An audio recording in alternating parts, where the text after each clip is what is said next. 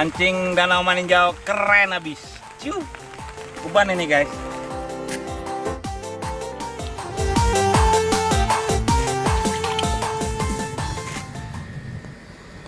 Sebelum kita membahas tentang umpan yang biasa dipakai untuk mancing liar ikan nila dan mujair, kita kenali dulu sedikit tentang perbedaan antara ikan nila dan ikan mujair yang menjadi incaran strike para pemancing ini, teman-teman. Mujair dan nila masih satu spesies, tapi ikan mujair itu kecil-kecil dan tidak bisa mencapai ukuran besar seperti halnya ikan nila ya. Ikan nila yang lebih unggul masuk ke Indonesia pada tahun 1981. Ini adalah hasil para ahli bioteknologi untuk menghasilkan benih atau bibit baru ya.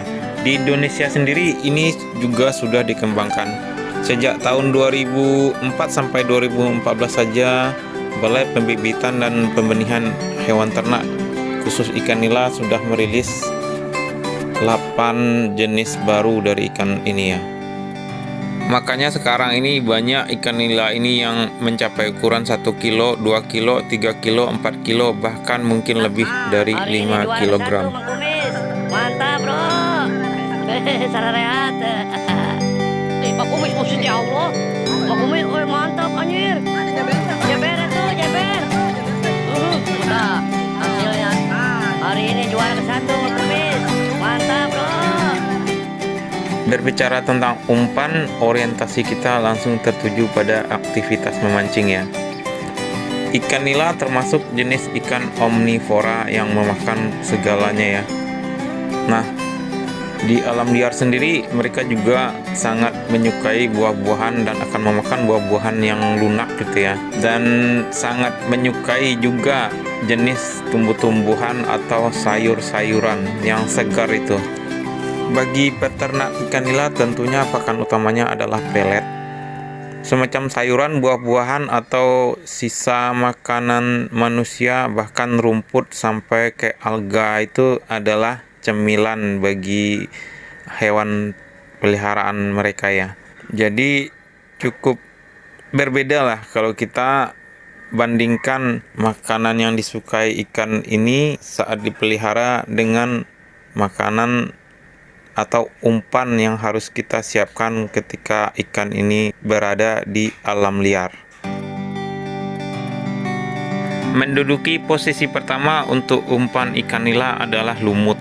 Untuk jenis lumut itu sendiri ada yang lumut sawah, lumut empang, lumut rawa, lumut sungai atau lumut batu, dan ada juga lumut yang sudah dibudidayakan ya. Itu banyak sekali di daerah Cianjur yang biasanya kita beli di toko-toko pancing. Ini produktif sekali ya. Mereka sudah mengembangbiakan atau sengaja memelihara gitu ya. Karakter dari lumut itu sendiri ada yang kasar, ada yang halus, ada yang semi, ada yang dikenal juga dengan lumut sutra, ada juga yang lumut keriting gitu ya. Karakter lumut itu sendiri tentunya dipengaruhi oleh tempat lumut itu tumbuh, apakah itu di air dangkal, di air dalam, di rawa, atau di empang, di sawah, ataupun di kali ya. Pemakaian umpan lumut ini lebih efektif pada saat matahari terik, itu biasanya jam 8 pagi hingga jam 4 sore hari ya. Ini karakter lumut yang ada di kalau kita mancing ke Cirata nih guys, gini semua nih guys. Biasanya lumut jatiluhurnya halus-halus dia. Sama ini ya. Sama semua. Lumut murni itu sendiri sudah bisa diandalkan untuk memancing nila. Cuman untuk menambah reaksi bisa saja menambahkan esen atau pasta. Pilihlah yang berwangi-wangian buah. Bisa juga yang lebih alami, timun, racikan petai, daun malang sangit atau daun pandan. Berikutnya adalah umpan primitif atau umpan purbakala, yaitu berbagai macam jenis cacing. Ini cacingnya guys. Kalau kita masuk ke cacing yang seperti ini ya, agak gede-gede ya. Ini segini berapa, Bang? 5.000. 5.000 kata abangnya itu. Nih. Cacing sawah nih, guys. Karena lebih gacoran yang ini. Ya.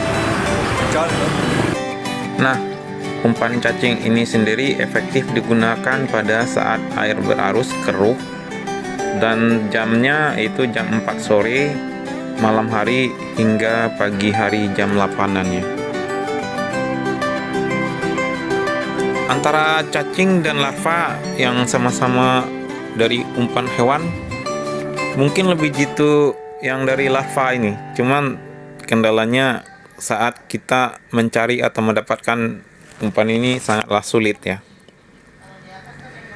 Dan jam yang baik untuk menggunakan umpan ini sama dengan cacing, yaitu jam di atas jam 2 atau jam 4 sore, malam hingga subuh pagi hari itu boleh kita pakai umpan hidup ini ya. Selanjutnya umpan hidup adalah udang ya. Udang ini tidak bisa kita pakai untuk semua spot. Jadi kita harus milih-milih. Kalau tempat kita mancing itu banyak udang, bertebaran udang di sana, ini nggak bakal efektif lah. Dan jam terbaik untuk mancing pakai umpan udang adalah malam hari. Tekniknya gantung gitu.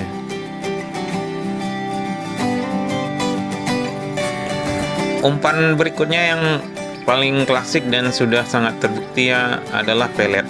Ini adalah pelet 781 dan pelet safir. Nah, pelet safir memang khusus buat nila, dan 781 itu sangat bergetah atau alot ya saat kita lempar di air yang dalam atau berarus. Nah, kebiasaan yang saya pakai dan sudah terbukti itu adalah mencampurkan momogi rasa jagung ya. Biasanya kita pakai esen sedikit jagung. Nah, karena ada momogi ini, tertahunya ini lebih ketara baunya.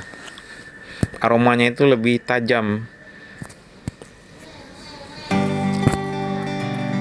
Jika kita pakai umpan kombinasi ini, kita bukan saja memanggil ya, atau target kita di titik spot itu ada ikan nilam, ada ikan mas, bakal menyambar juga umpan dengan racikan seperti ini.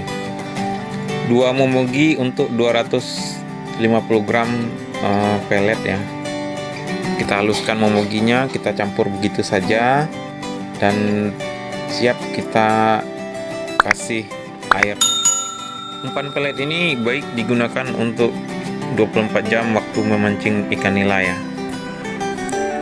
Untuk lebih menambah aroma, boleh pergunakan esen, itu tergantung situasi dan kondisi atau suka-suka ya. Sebaiknya esen itu didominasi oleh wangi-wangian buah. Di antara beberapa jenis umpan yang kita bahas kali ini, mungkin teman-teman punya pengalaman atau punya stok trik yang lebih jitu. Kita tunggu di komentar. Assalamualaikum warahmatullahi wabarakatuh.